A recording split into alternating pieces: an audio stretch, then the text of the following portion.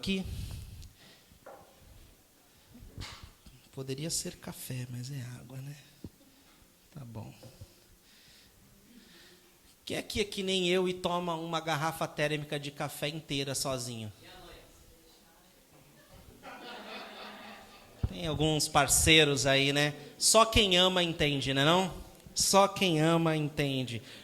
A Oni ali é professor, todo professor adora um cafezinho. Para encarar os alunos, só a base da cafeína, né? Você não toma não, Bia? Pouquinho só? Pois você dá aula para um monte de gente, né? Bom, eu não conheço assim um professor que não gosta de café. A maioria, né, nós professores mamamos café mesmo para poder dar uma boa aula eletrizante para os nossos alunos, né? Glória a Deus. E é bom também, eu tomo um cafezinho lá antes de pregar também, né? Porque ontem foi um dia cansativo, né? Quem esteve aqui, quem serviu, quem ajudou, a gente toma aquele café, dá um up de novo e vamos que vamos. Amém?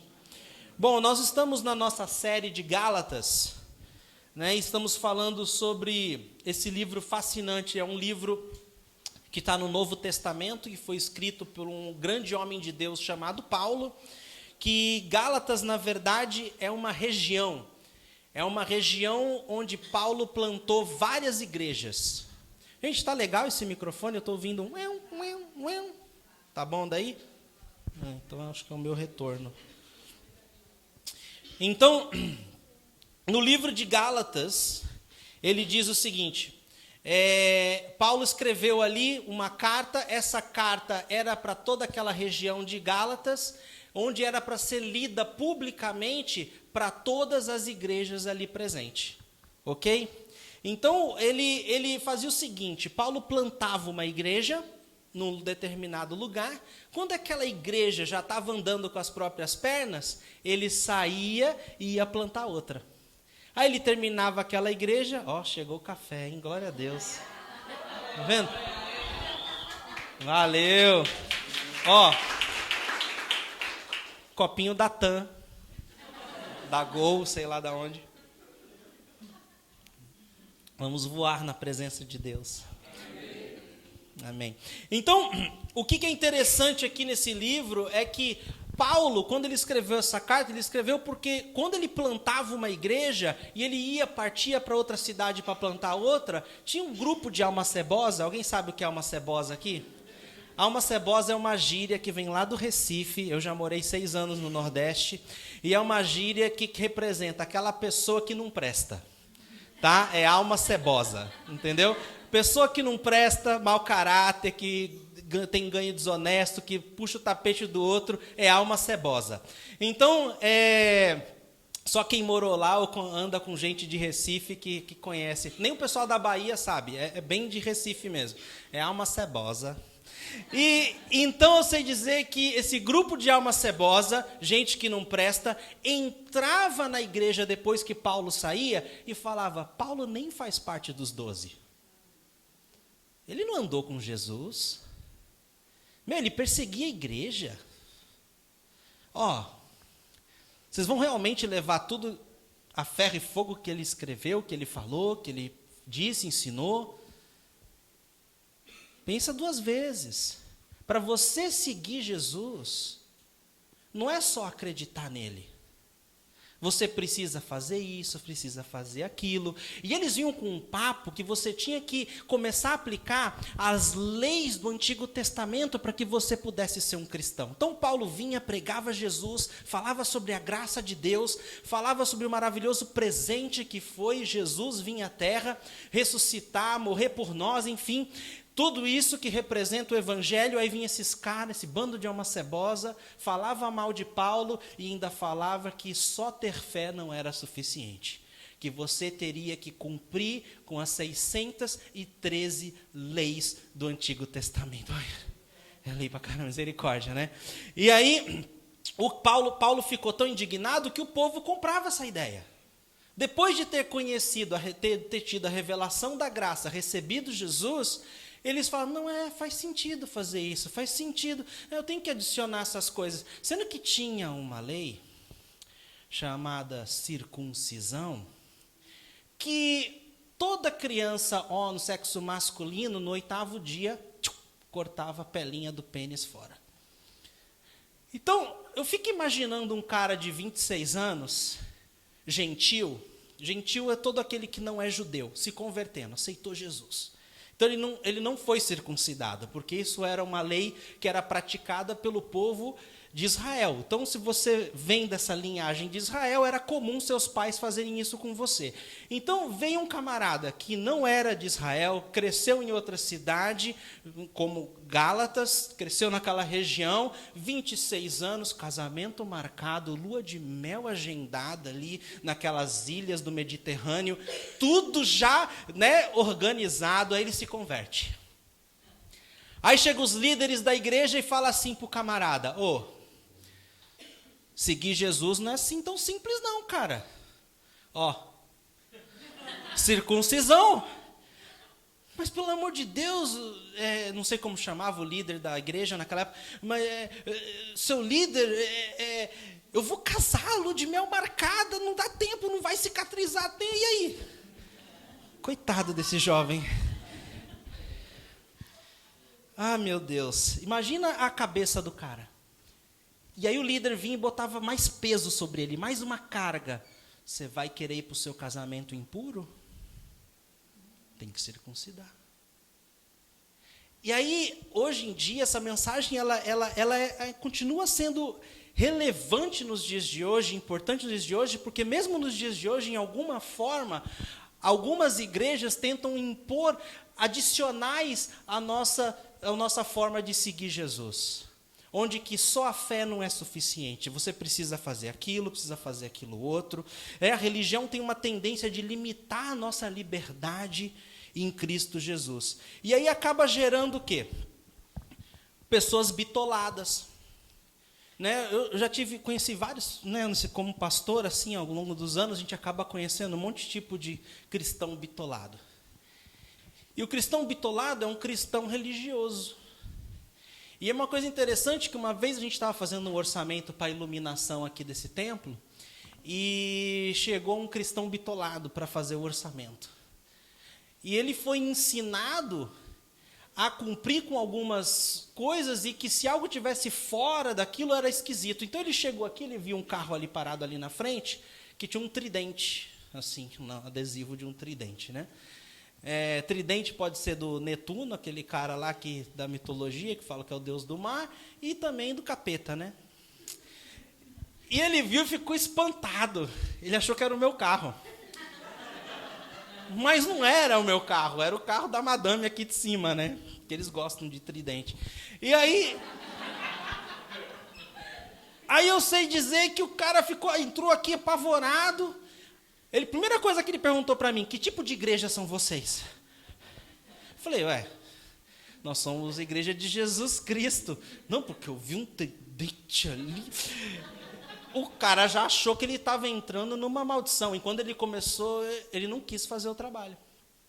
Ele saiu fora, desconversou e não fez. Porque ele se tornou um cristão bitolado. Porque ele foi ensinado. Cadê a liberdade? Cadê o tamanho do seu Cristo? Qual é o tamanho do seu Deus? Está cheio de cristão supersticioso, e essa superstição a gente precisa se livrar. Tem gente que conhece Jesus, já experimentou a graça de Jesus e fica vivendo. Não vou passar debaixo da escada. Gente! Outro dia eu estava pendurando a roupa do meu filho, a vizinha gritou lá do outro lado, né? A vizinha do fundo, assim, a área de serviço dela dá de frente para a minha área de serviço, eu pendurando a roupa do Joshua. Eu gosto de pendurar pelo meio, né? Tum, tum. Fábio, não faz isso, pelo amor. Por que não? A gente tem que pendurar a roupa, né, dessas pontas aqui, porque senão vira o bucho da criança. Eu achando que era para não esticar, para não desbeiçar a roupa, né, nó inocente, a mulher com uma crendice. Mas o pior é que tem cristão que acredita nessas coisas. Jesus nos libertou, amém? Amém. Outra coisa que acontece é que Aí esses grupos de alma cebosa, que ainda hoje existe, estão em muitas igrejas, ficam falando para o cristão que ele tem que fazer isso, que ele não pode fazer aquilo, que ele deve ir em todos os cultos, não pode faltar, e quando o cara falta ele se sente culpado, que ele tem que ler a Bíblia todos os dias e quando ele não lê é a morte, que ele tem que orar toda hora, que quando ele não ora, ai meu Deus, Deus não vai mais me amar, Deus não vai mais me responder, e aí aquilo se torna uma obrigação. A partir do momento que aquilo se torna uma obrigação para você, você vai perceber que vai se tornar chato ao longo do tempo. E você vai viver uma religião morta. E não é isso que Deus tem para nós, amém? Deus deseja que nossa vida não se torne um bando de atos religiosos, mas de um relacionamento íntimo com Jesus. Um relacionamento onde você ora sim, onde você lê a Bíblia sim, onde você participa dos cultos sim, mas não por obrigação, mas porque você quer. Porque aquilo te traz prazer, porque aquilo te preenche. Você não consegue se ver longe da casa de Deus, porque você não consegue se ver longe de Deus. Amém? Não tem uma diferença aí? E se torna leve, se torna prazeroso. Amém? Queria... Tá torrando aqui, ligaram o aquecedor aqui para mim. Thank you.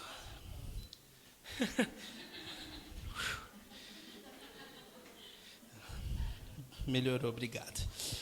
Então vamos lá? Hoje nós vamos começar então o nosso texto aqui no livro de Gálatas, capítulo 3. Nós falamos no domingo passado sobre o capítulo 1, e hoje nós falamos um pouquinho do 2 também, e hoje nós vamos focar mais no capítulo 3 do livro de Gálatas, que fica depois de 2 Coríntios. Vamos lá, capítulo 3, versículo 1.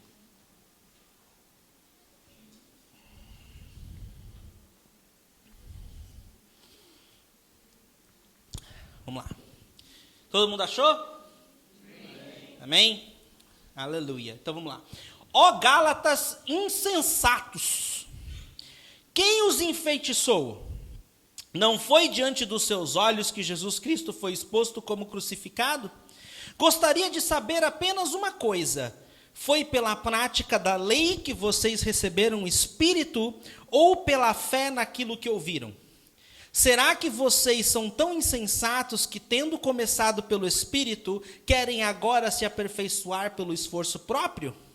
Será que foi inútil sofrerem tantas coisas?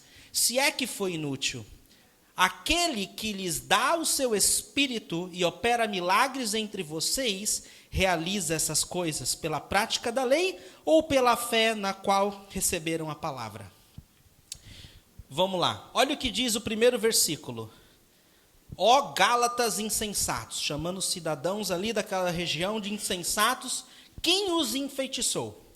Quando a gente estuda essa palavra enfeitiçou na origem do grego, que foi escrita aqui essa palavra, diz que significa aquele olhar sagaz, aquele olhar com maldade. Alguém já te encarou com maldade alguma vez? Tipo, te desdenhando, tipo te julgando, aquele... Então, era isso que significa esse olhar. Sabe aquela pessoa que... A gente vê isso em algumas igrejas, né? Aqui na C3 não, glória a Deus.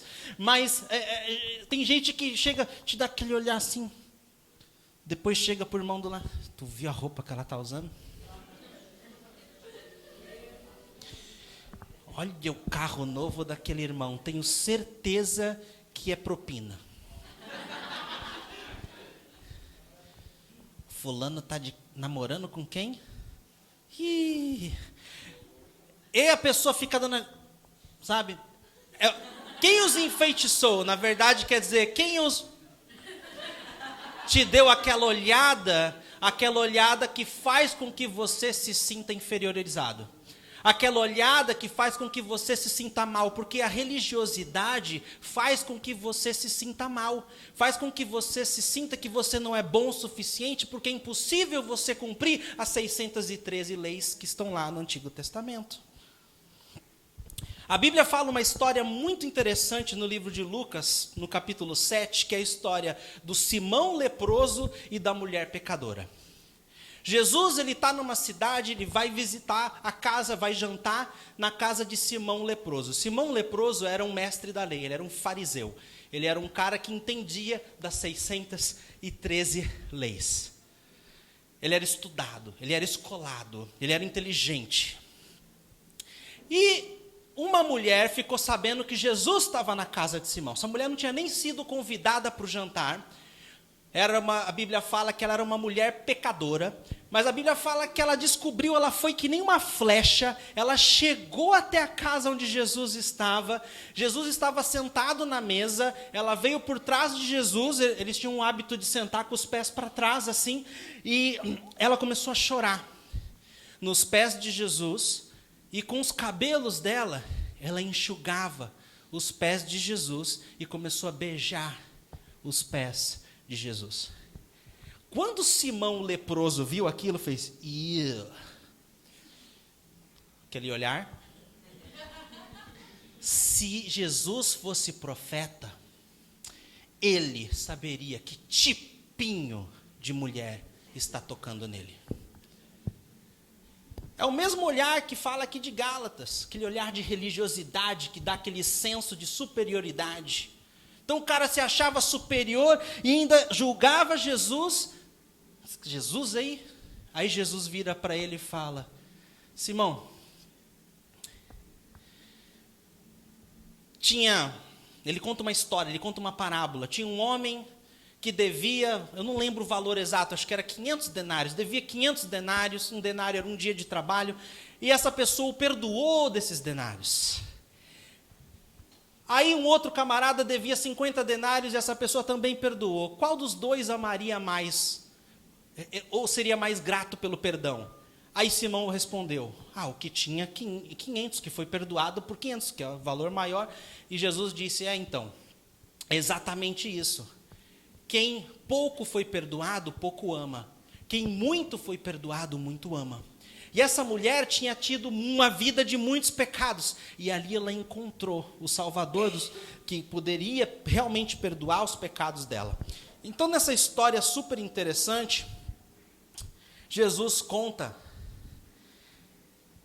o que realmente a graça significa. Então, o que é interessante também nessa história é que Jesus disse para a mulher, no versículo 50, sua fé a salvou, vá em paz. Gozado, Jesus não disse para Simão: Simão, sua religiosidade o curou e a lepra saiu de você.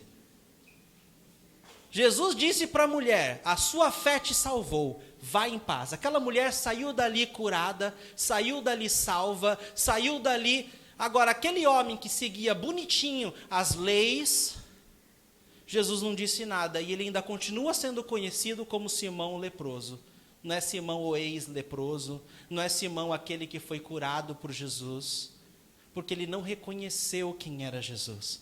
Jesus disse ao longo dessa história que disse Simão, ele disse para Simão: desde que eu entrei aqui, você não lavou meus pés, você não me deu nenhum beijo de boas-vindas, e essa mulher, desde que ela chegou aqui, ela não para de me beijar, ela lavou meus pés com suas lágrimas, enxugou com seus cabelos, enfim. Quem deu mais reverência a Jesus? Então a religiosidade, ela não te traz mais para perto de Deus. Eu não conheço ninguém que recebeu o Espírito Santo pela religiosidade e ninguém que foi curado através da religiosidade. Simão continuou leproso. Agora, a mulher que teve fé e que estava diante da presença de Jesus, lembra? É relacionamento. A Bíblia também fala de duas irmãs, Marta e Maria. Marta queria servir, queria fazer um monte de coisa na casa, fazer comida, preparar tudo, preparar aquilo. Maria não, Maria quis ficar aos pés de Jesus. Marta ficou indignada com Maria. Jesus, olha aí minha irmã aí nos teus pés, só com você, e eu aqui fazendo todo o serviço, tendo que fazer isso, fazer aquilo. Marta estava preparando uma refeição que talvez Jesus nem fosse comer. Às vezes a gente quer fazer tantas coisas para Jesus, que a gente nem sabe se Ele quer que a gente faça. Então é interessante a gente passar tempo na presença de Deus, falar, Deus, é isso mesmo. Jesus, é isso que tu queres de mim? E a gente vai. Deus, Ele veio e o que Ele falou para Marta? Marta, você se preocupa com muitas coisas. Maria, porém, escolheu a boa parte. Qual é a boa parte? Se relacionar com Jesus. Amém? Agora eu faço uma pergunta para você. Nós lemos aqui no versículo 2. Gostaria de saber apenas uma coisa. Foi pela prática da lei que vocês receberam o Espírito ou pela fé naquilo que ouviram? Dá para receber o Espírito Santo pela prática da lei, por cumprir ritos religiosos? Então, uma dessas leis fala que nós devemos guardar o sábado. Então, no sábado não se faz nada, porque o sábado é o dia para o Senhor. Os fariseus ficavam indignados porque Jesus curava no sábado. Não poderia nem curar, nem fazer o bem, nada, não pode.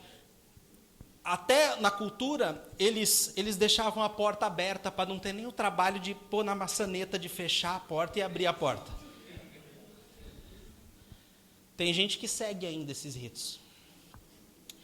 Então, sábado era o dia do Senhor. Agora imagina o cara cumprindo tudo isso, o cara nem fechando a porta, recebendo o Espírito Santo porque está cumprindo o sábado. Aí o cara não consigo ver isso. Não consigo ver o cara lá sendo circuncidado e já não, o cara vai se circuncidar, vai urrar de dor. Vai chorar de dor. Vai ficar xingando a mãe, a avó, a tia do cara que cortou fora. Por muito tempo. Aí a gente continua, aqui chega no versículo 5, e ele fala assim, aquele que lhes dá o seu Espírito e opera milagres entre vocês, realiza essas coisas pela prática da lei, ou pela fé com a qual receberam a palavra?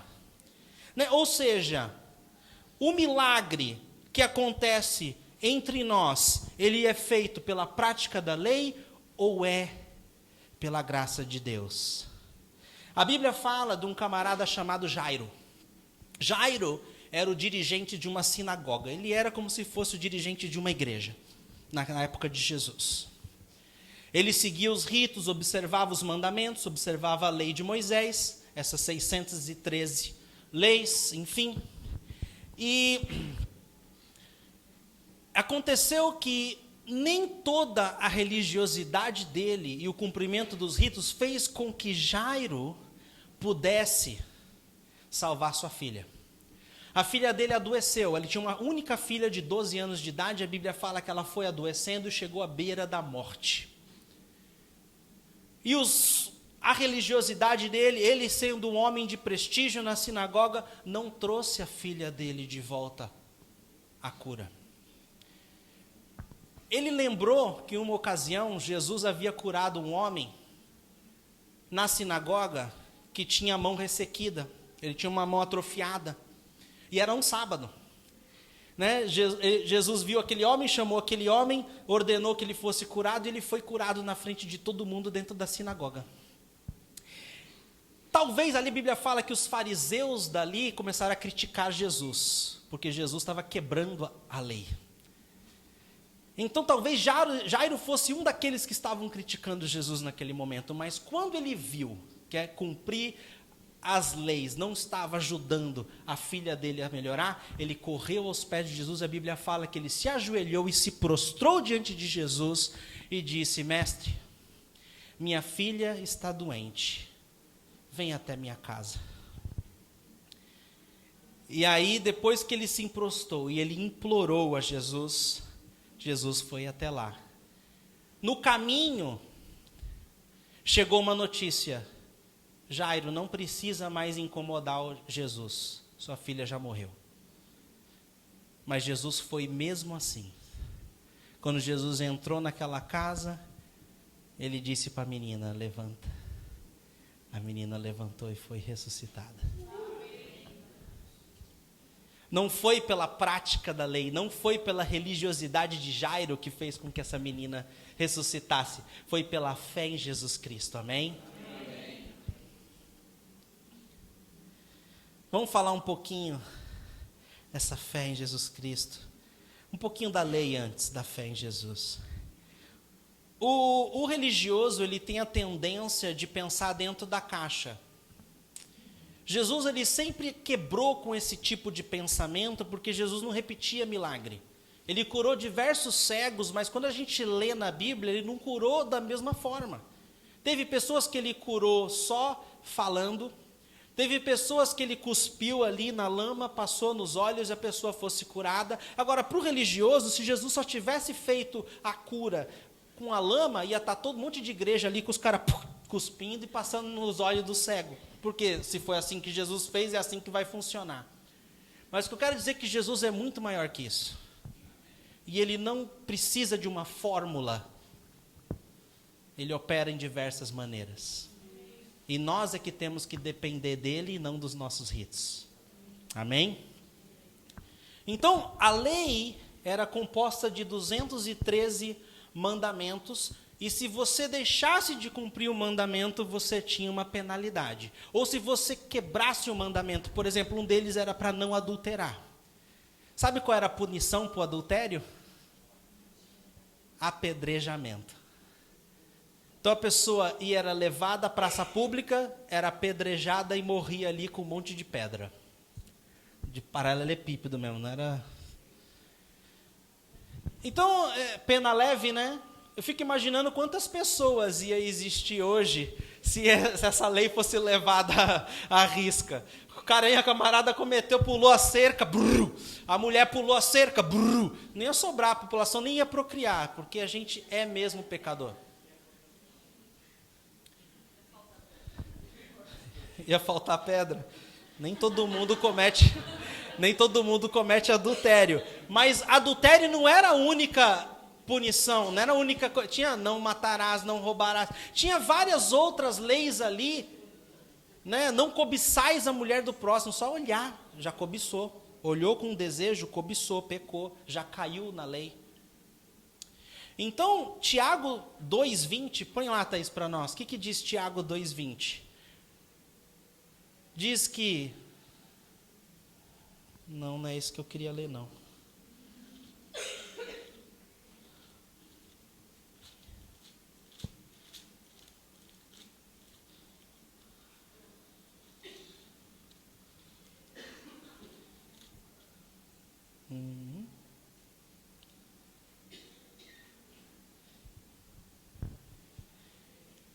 Eu peguei a referência errada. Mas o que eu quero dizer? É um versículo que está em Tiago, acredite em mim, tá? Está lá. Que diz, se você tropeçar numa só das leis, eu acho que está em Tiago, talvez nem esteja. Os religiosos que vão assistir o vídeo no YouTube, ó, esse pastor nem lembra das referências bíblicas.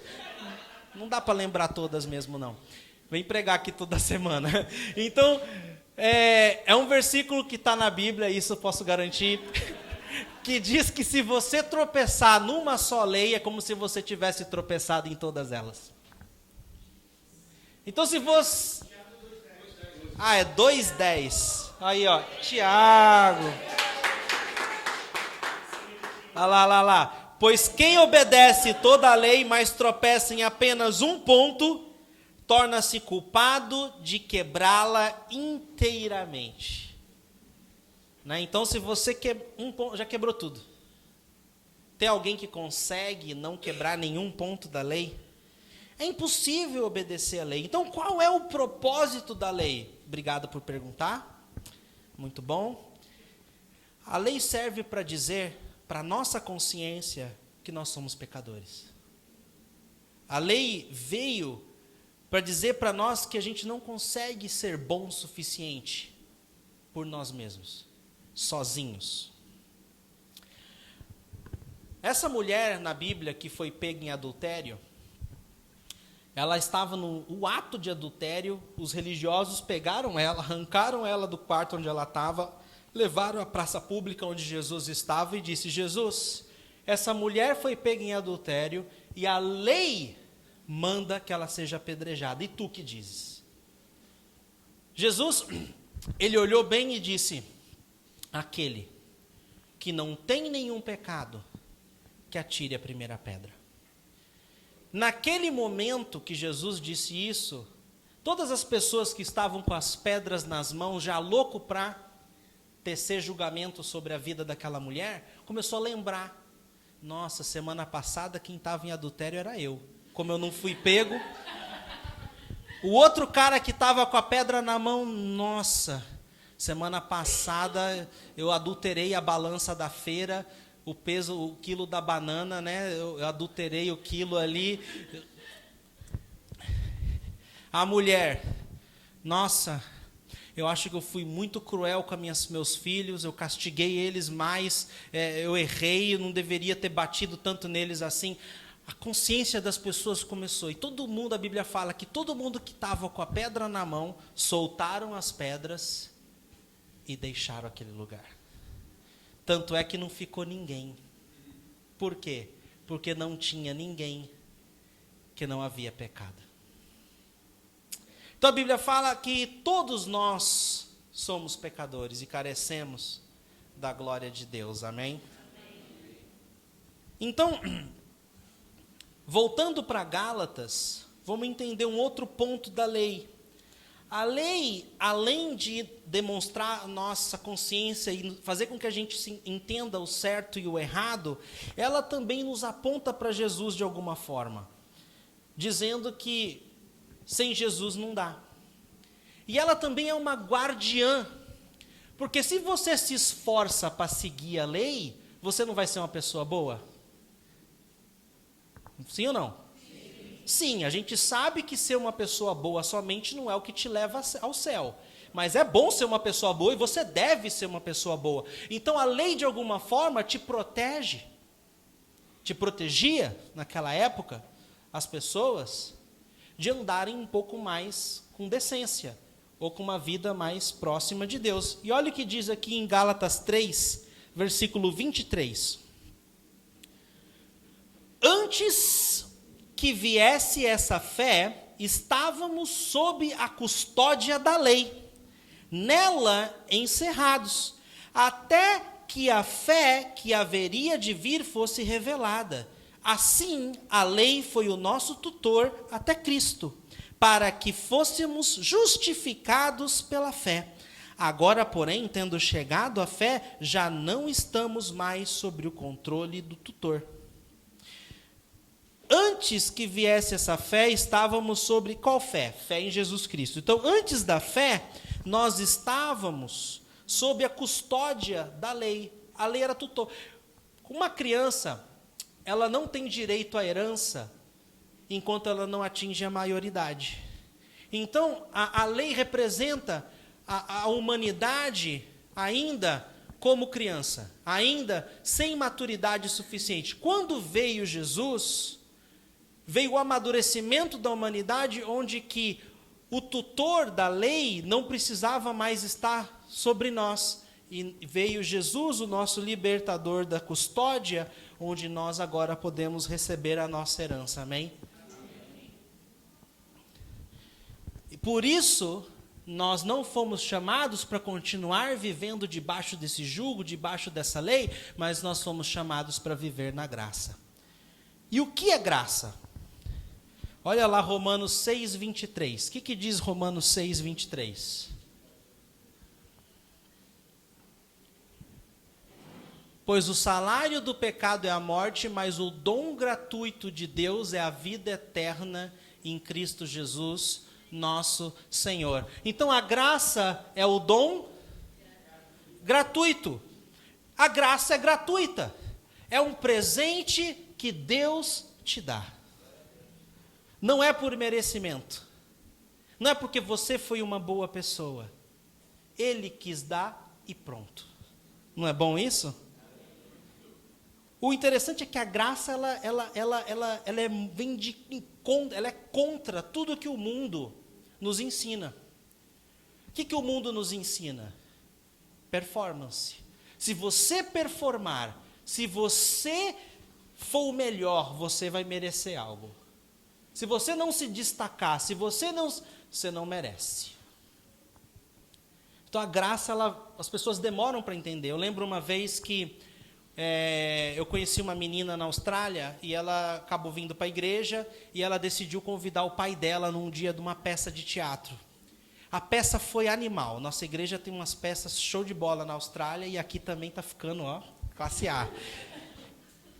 E eu sei que o pai dessa moça riu muito na peça, foi muito legal mesmo, ele gostou da peça, mas chegou no final, o pastor veio fazer um convite àqueles que realmente queriam entrar num relacionamento com Jesus.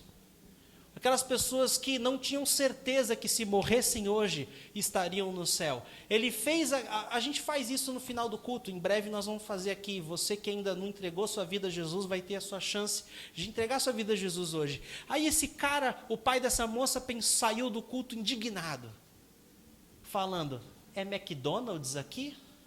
Você faz um pedido e já está ali entregue? Você levanta a mão, faz uma oração e pronto, teus pecados estão perdoados, e seu nome escrito no livro da vida, e você vai para o céu assim tão fácil? Não acredito nisso. Ficou indignado, nunca mais voltou para a igreja. E levou a filha dele junto, que também não quis mais voltar. Caiu no papo do pai. Triste isso, porque não entendeu o que é graça. Graça é favor e merecido, é isso mesmo. Você não merece, mas Deus te dá. Então, como que a gente recebe essa graça? Algo que esse pai dessa moça não teve. A Bíblia fala que nós recebemos a graça pela fé. Olha o que diz Efésios 2:8.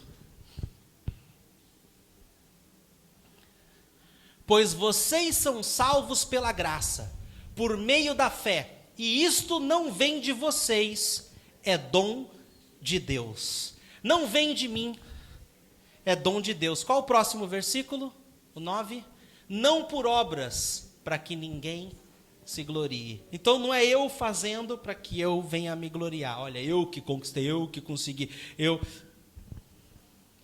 É pela fé em Jesus. 3. A graça está disponível para qualquer um. Qualquer um. Romanos 10:13, o que diz?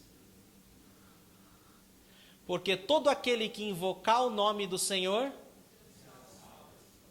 todo aquele, volta lá por favor, todo aquele significa qualquer um, independente de cor, de sexo, onde nasceu, situação econômica, classe social, todo aquele quer dizer qualquer um, quer dizer todo aquele que invocar, a graça está disponível para qualquer um. Isso é boas notícias ou não? Quarto ponto sobre a graça.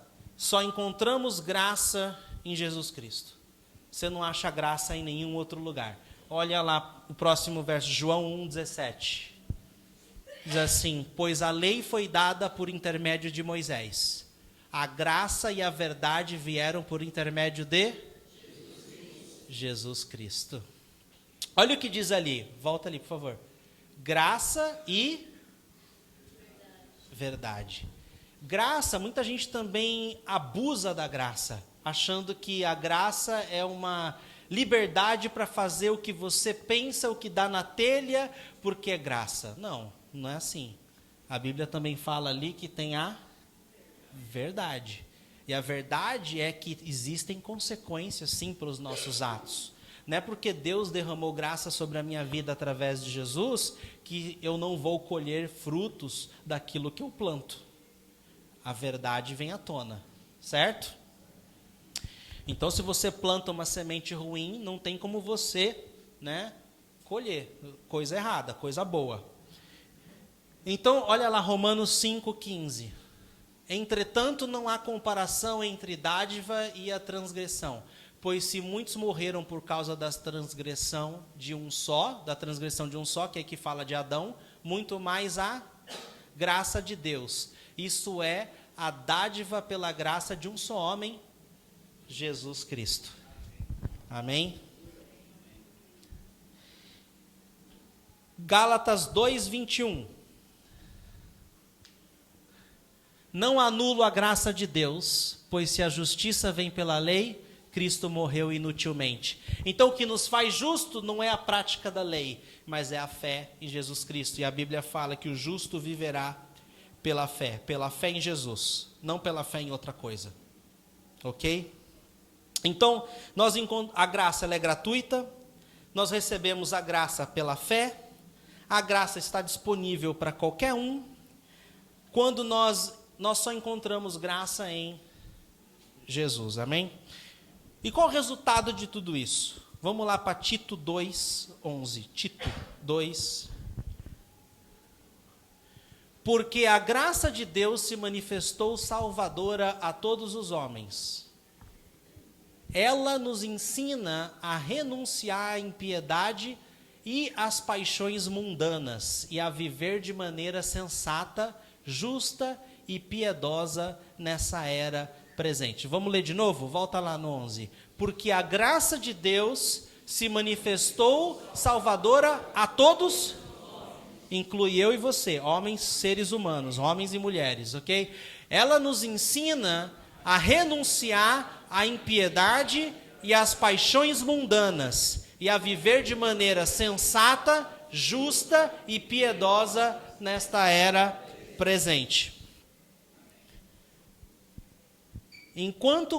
Não precisa ler, tá? Enquanto aguardamos a bendita esperança, a gloriosa manifestação do nosso grande Deus e Salvador Jesus Cristo. Então, enquanto nós aguardamos a volta de Cristo, nós praticamos a graça, onde é pela graça que eu não quero mais viver da forma que eu vivia. É por causa da graça de Deus que eu mudo a minha forma de pensar e a minha forma de agir. Amém?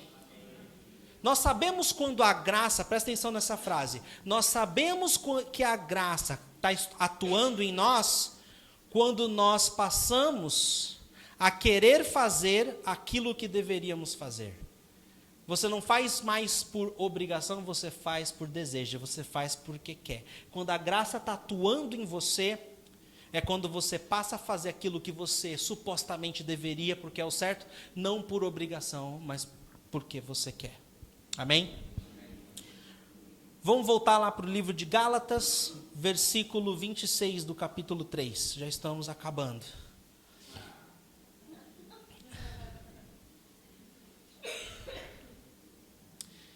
Todos vocês são filhos de Deus, mediante a fé em Cristo Jesus.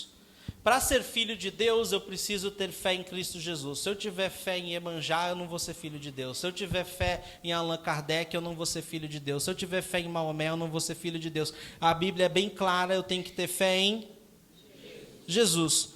Pois os que em Cristo foram batizados, de Cristo se revestiram. O que isso quer dizer, minha gente? Os que em Cristo, nós tivemos batismo nas águas no mês passado.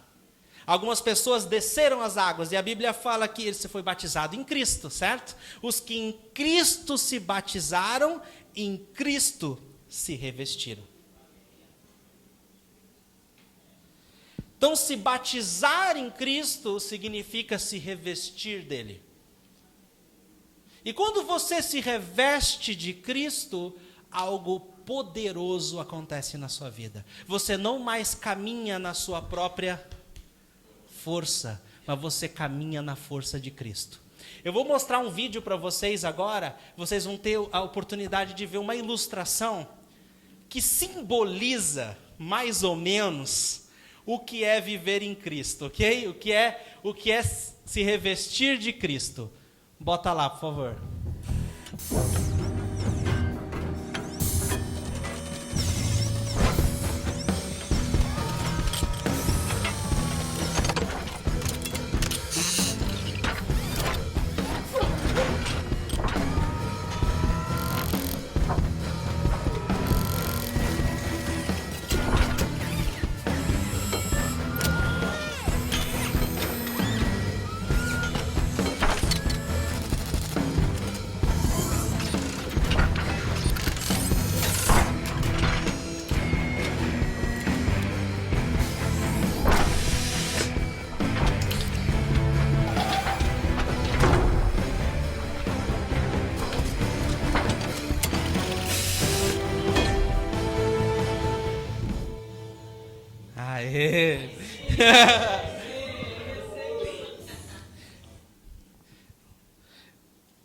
Legal, hein?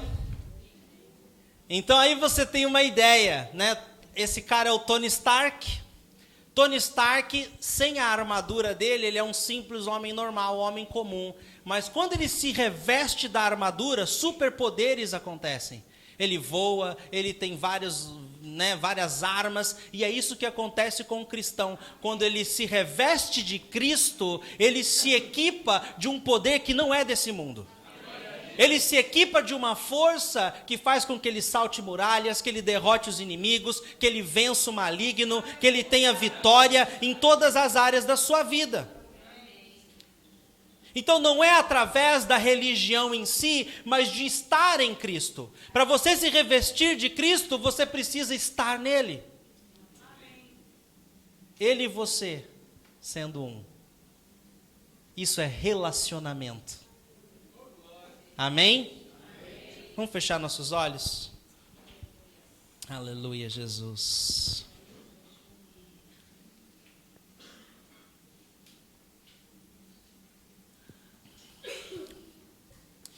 Essa noite eu queria te fazer um convite para que você se revista de Cristo. Um convite para você deixar de fazer as coisas na sua própria força, mas que você possa adentrar na graça de Deus. Deus é um Deus de graça, onde você não precisa merecê-la, Ele simplesmente lhe dá porque Ele te ama. A Bíblia fala que Deus amou o mundo de tal maneira que Ele entregou o seu único Filho para todo aquele que nele crê, não pereça, mas tenha vida eterna. Deus, Ele assistiu o seu próprio Filho sendo sacrificado. Quem aqui é pai consegue entender um pouco como deve ter sido para Deus assistir o seu próprio filho ser humilhado, ser castigado inocentemente. Mas isso demonstra o tamanho do amor de Deus. Fez com que Ele suportasse tudo isso para que eu e você pudéssemos ter acesso a Ele. Porque se não fosse por Jesus, nós nunca iríamos conseguir cumprir toda a lei para nos aproximar de Deus. É pela graça. E pela graça significa que é por amor. Por amor a mim e por amor a você. Deus te quer tanto. Ele te quer tanto que Ele chegou nesse ponto.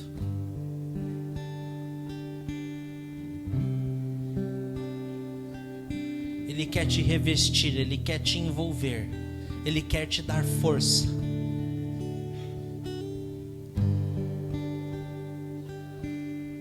Gerar em você aquela certeza de que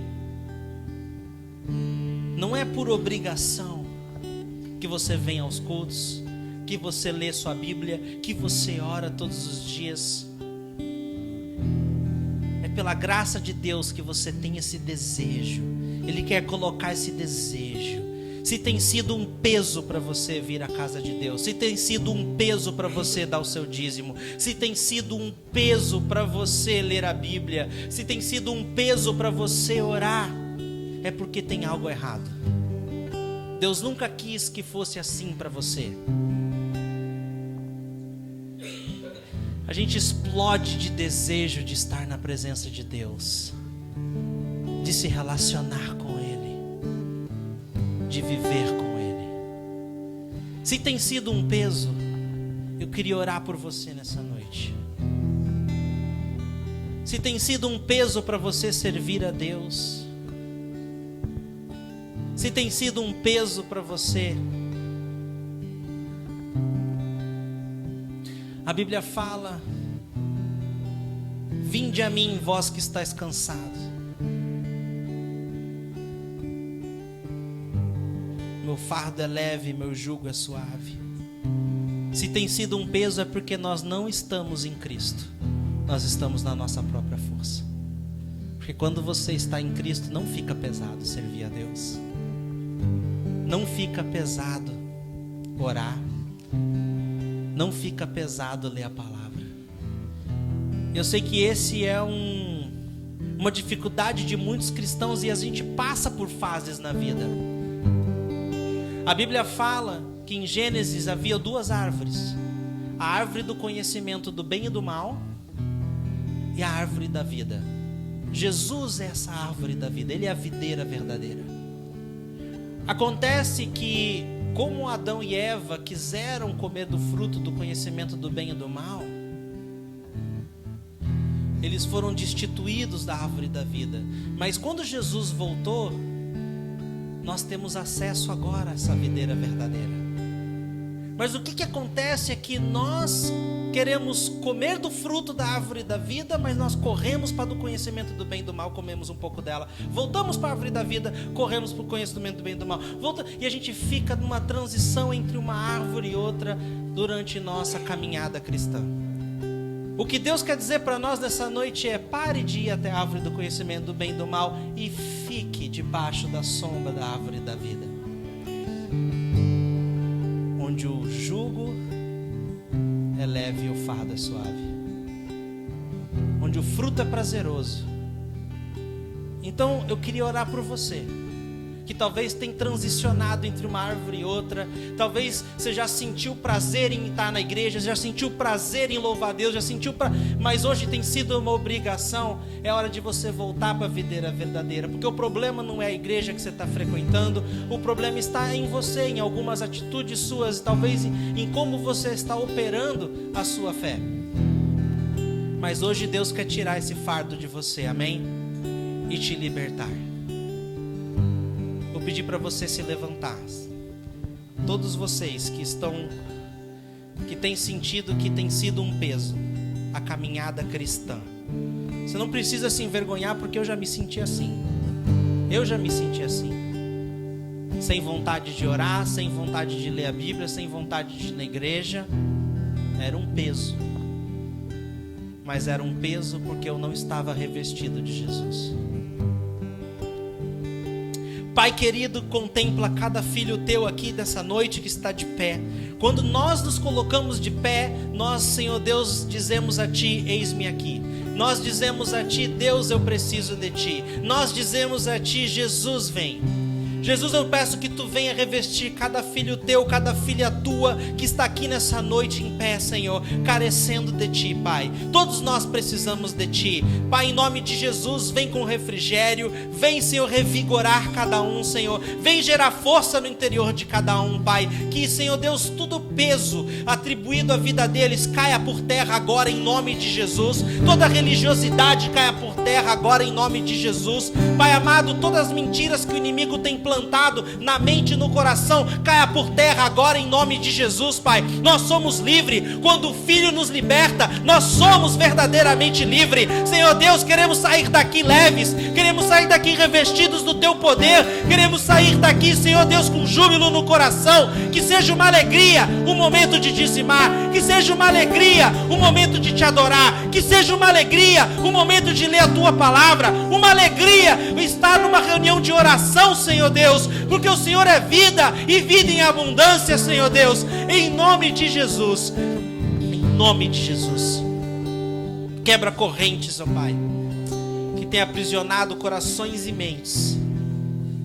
Vem com Tua verdade e com Tua graça.